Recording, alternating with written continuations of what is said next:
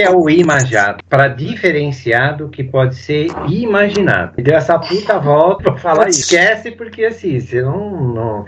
A gente olha para o eu, né, que se relaciona com os objetos, a gente tem muita consciência da nossa consciência, né? São fenômenos controláveis, são quase fenômenos materiais, né? Aí ele fala, quando a gente passa para o psíquico, a coisa bagunça, você não tem certeza de mais nada, né? E uma das coisas que você não tem certeza nós não temos nem certeza se existe ou não existe inconsciente. É uma hipótese, né, criada por Freud. Na verdade, muita gente diz assim, Freud criou o inconsciente. Claro que outros caras já estavam falando de uma coisa que se contrapunha à consciência. Por quê? Porque também é um fenômeno que nós reconhecemos. Às vezes você está lá trabalhando, fazendo alguma coisa, e vem uma memória do nada. Né? Vem aquela imagem da tua infância.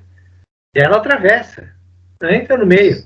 Nada. E aquilo vem e entra e se fala assim... Pô. Então todos os filósofos, né, a turma anterior a Freud, já supunham que existia alguma coisa que eles diziam assim, não é consciente.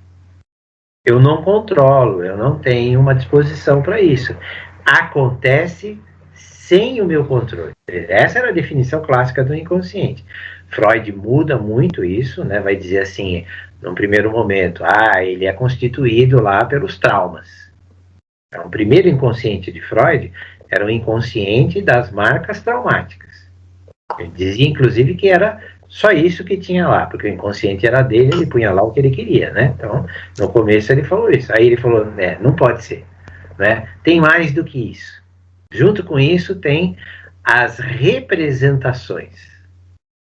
Né? Então ele vai dizer que o que nós vivemos conscientemente, através do nosso eu, deixa marcas no inconsciente. Por isso podemos lembrar. Já é uma coisa mais elaborada, já não é mais aquele porão cheio de bicho, né? Porque você começava... É como o inconsciente seria como se fosse o mar, né? E a consciência é um facho de luz que está iluminando apenas um pedacinho desse mar. É uma figura bastante interessante. Ele diz assim, a consciência é o nosso farolete, né? Mas tem uma escuridão gigantesca aqui, e a consciência vai lá e ilumina um ou outro ponto. O resto, né, está à nossa disposição, só que nós não sabemos. E aí Lacan vai aproveitar essa ideia e vai dizer assim, é um saber não sabido, né? Nós não temos um acesso direto, mas através da fala chegamos lá. Então ele está separando aqui, né? Na verdade a última frase é que é a mais interessante, o resto é tudo maluquice dele, né? Ele está separando, ele está dizendo consciência, eu, essa coisa toda é material, está para fora, né? Nós estamos aqui no psíquico, né? No subjetivo. Agora, como é que essa máquina subjetiva, como é que essa máquina psíquica funciona? Essa sempre é a preocupação. Ele vai fazer 30 seminários falando como é que essa máquina funciona, como é que ela começa, essa coisa da máquina, né, as maquininhas, né, a cibernética, porque ele era fissurado nisso. Ele falava assim, se nós entendemos como é que essa coisa começa, como é que ela evolui, como é que ela funciona, nós vamos poder tratar. Será que olhando, né, a cibernética e as máquinas, nós podemos ter um modelo aí a ser explorado? É disso que ele está falando. O tempo todo ele quer descobrir isso, ele quer, e aí ele vai, depois ele vai usar, né, não só a cibernética, mas a topologia, depois vai usar a matemática. Continuam, né, e ele vai continuar debatendo, então, ele está falando da consciência. Lacan está fazendo o esforço, junto com eles lá, com o grupo dele, né, para dizer assim, se vocês não conseguirem, né, na psicanálise, separar a consciência do inconsciente, vocês não vão conseguir analisar. Então, ele vem fazendo esse esforço e os participantes estão todos, de certa forma, reagindo a isso. Lacan, você está tirando a consciência fora do jogo, mas ela acaba voltando de qualquer maneira. Por quê? Porque eles resistem ao fato de olhar só para o inconsciente. Eles dizem assim, isso é impossível. E o Lacan tem convicção disso, ele diz assim, eu tenho convicção que os problemas e as soluções para os problemas estão neste trabalho com o inconsciente. Nós vamos ter que batalhar com a consciência? Sim, porque ela está na frente. É o que aparece é a consciência, o que aparece é o eu.